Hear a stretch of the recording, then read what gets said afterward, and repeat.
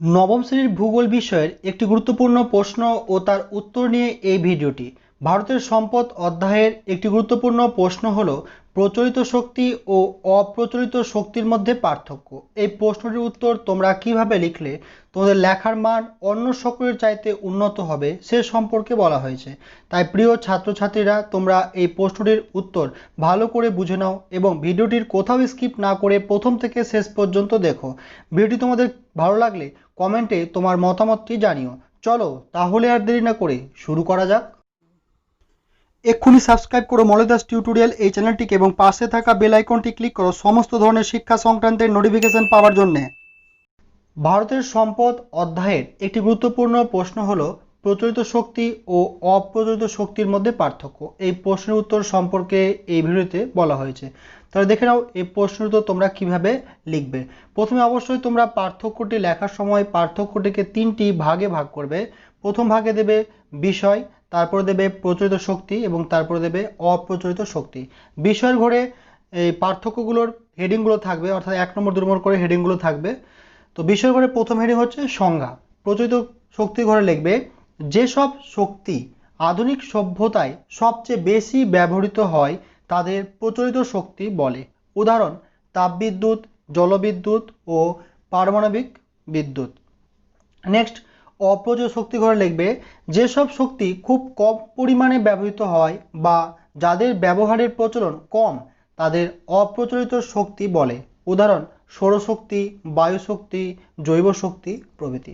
এরপর তোমরা দ্বিতীয় হেডিং করবে, বিষয় দ্বিতীয় হেডিং দেবে উৎস। প্রচলিত শক্তি ঘরে লিখবে খনিজ শক্তি সম্পদ হলো প্রচলিত শক্তির প্রধান উৎস। উদাহরণ কয়লা, খনিজ তেল, প্রাকৃতিক গ্যাস, ইউরেনিয়াম, থোরিয়াম প্রভৃতি। অপ্রচলিত শক্তি ঘরে লিখবে প্রাকৃতিক অফুরন্ত প্রবহমান শক্তি হলো অপ্রচলিত শক্তির প্রধান উৎস, যেমন সূর্যকিরণ, বায়ুপ্রবাহ, সমুদ্র তরঙ্গ, জোয়ার ভাটা প্রভৃতি। বিষয় ঘর 3 নম্বর হেডিং দেবে যোগান। প্রচলিত শক্তি ঘরে লিখবে প্রচলিত শক্তির উৎসসমূহ অপুনর্ভব বা প্রবহমান নয়। উদাহরণ কয়লা, খনিজ তেল প্রভৃতি ক্ষয়িষ্ণু সম্পদ। এরপরে অপ্রচলিত শক্তি ঘরে লিখবে অপ্রচলিত শক্তির উৎসগুলি প্রকৃতির পুনর্ভব বা প্রবহমান সম্পদ। উদাহরণ সূর্যকিরণ, বায়ুপ্রবাহ প্রভৃতি অফুরন্ত সম্পদ। বিষয় ঘরে 4 নম্বর দিয়ে হেডিং করবে নিঃশেষিত হওয়া। প্রচলিত ঘরে লিখবে এই প্রকার শক্তির উৎসগুলি ক্রমাগত বা বহু ব্যবহারে নিঃশেষিত হওয়ার সম্ভাবনা রয়েছে। অপ্রচলিত ঘরে লিখবে এগুলি প্রকৃতির অফুরন্ত পুনর্ভব উৎস থেকে উৎপন্ন হয় বলে ভবিষ্যতে নিঃশেষিত হওয়ার সম্ভাবনা কম। অর্থাৎ যতদিন সূর্য, বায়ুপ্রবাহ, সমুদ্র তরঙ্গ থাকবে ততদিন এই শক্তিগুলো কখনো নিঃশেষিত হবে না, ব্যবহার করা যাবে। কিন্তু অপরদিকে প্রচুর শক্তিগুলি কয়লা আজ প্রায় নিঃশেষিত হতে চলেছে। পৃথিবীর যে পরিমাণে খনিজ তেল ছিল তা সেই খনিজ তেলগুলি উত্তোলন করার ফলে তা আস্তে আস্তে কমে আসছে। এরপরে 5 নম্বর হেডিং করবে দূষণ। প্রচলিত ঘরে লিখবে জলবিদ্যুৎ ছাড়া প্রচলিত শক্তি উৎপাদনে পরিবেশ দূষিত হয়।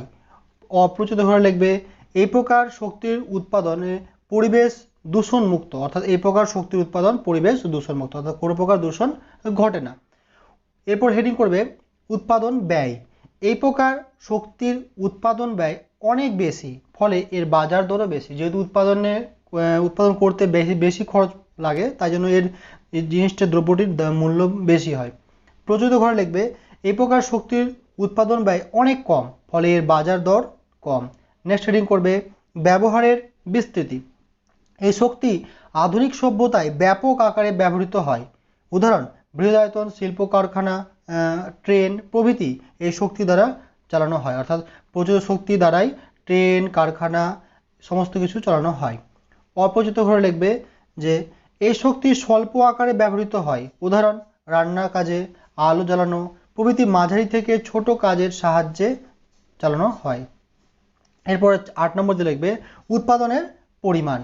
প্রচুর পরিমাণে এই শক্তি উৎপাদন করা হয়। উদাহরণ বর্তমানে ভারতে 73.8 বিলিয়ন কিলোওয়াট জলবিদ্যুৎ উৎপাদিত হয়। এটা হচ্ছে 2003-2004 পরিসংখ্যান অনুযায়ী, অর্থাৎ 2003-2004 পরিসংখ্যান অনুযায়ী প্রচলিত শক্তি 73.8 বিলিয়ন অর্থাৎ ভারতে কিলোওয়াট উৎপাদন করা হয়। এদিকে প্রচলিত ঘরে লিখবে এই উৎপাদনের পরিমাণ খুব কম। উদাহরণ, বর্তমানে ভারতে বছরে 613.43 মেগাওয়াট জলবিদ্যুৎ উৎপাদিত হয়। 9 নম্বর দিয়ে লিখবে মূলধন। এই প্রকার শক্তি উৎপাদনে প্রচুর মূলধন দরকার হয়, অর্থাৎ প্রচুর অর্থের প্রয়োজন পড়ে। অপ্রচলিত ঘরে লিখবে এগুলি উৎপাদনে বেশি মূলধনের প্রয়োজন হয় না, অর্থাৎ স্বল্প মূলধনে এটি উৎপাদন করা যায়। নেক্সট এবং লাস্ট, অর্থাৎ প্রচলিত এবং অপ্রচলিত লাস্ট পার্থক্য করে দেবে বন্টন। এই প্রকার শক্তির উৎসগুলি পৃথিবীর কয়েকটি দেশে সীমিত পরিমাণে বণ্টিত রয়েছে, অর্থাৎ বেশ কিছু দেশেই রয়েছে এই খনিজ সম্পদগুলো। প্রত্যেকটি দেশে এই শক্তিগুলো বণ্টিত নেই বা প্রতি দেশে নেই। অপ্রচলিত ঘরে লিখবে সমগ্র পৃথিবীতে এই প্রকার শক্তির উৎসগুলি বণ্টিত এবং সহজলভ্য। বন্ধুরা, তোমরা নিশ্চয়ই ভিডিওটির সম্পূর্ণ দেখলে। ভিডিওটি শেষ পর্যন্ত দেখার জন্য ধন্যবাদ। ভিডিওটি তোমাদের কেমন লাগলো তা আমাকে কমেন্টে জানাতে ভুলো না যেন। ভিডিওটি ভালো লেগে থাকলে একটি লাইক করো। চ্যানেল নতুন এসে থাকলে চ্যানেলটি সাবস্ক্রাইব করতে ভুলো না যেন। যারা আগেই এই পরিবারের সদস্য হয়ে রয়েছে তাদের জানাই অসংখ্য ধন্যবাদ। তাহলে সকলে ভালো থেকো, সুস্থ থেকো। পরবর্তী নতুন কোনো ভিডিও নিয়ে আবার দেখা হবে।